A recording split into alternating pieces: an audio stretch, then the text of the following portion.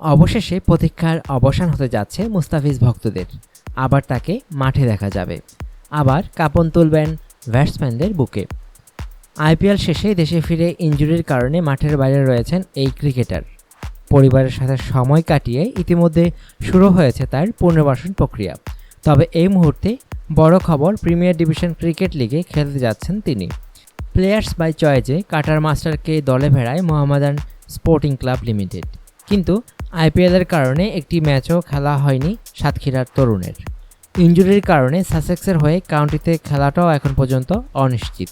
তবে বিশ্বস্ত সূত্রে পাওয়া খবর, সুপার লিগের তৃতীয় রাউন্ডেই মুস্তাফিজ মাঠে ফিরতে পারেন বলে জানিয়েছেন বিসিবির চিকিৎসক। সেক্ষেত্রে আগামী 18ই জুন ফতুল্লায় প্রাইম ধলেশ্বরের বিপক্ষে সাদা কালোর জার্সি গায়ে মাঠে নামবেন বোলিং বিস্ময় মুস্তাফিজ। অনুগ্রহপূর্বক সংবাদটি শেয়ার করুন এবং খেলাধুলার সর্বশেষ খবর জানতে স্পোর্টস লাইট সাবস্ক্রাইব করে রাখুন।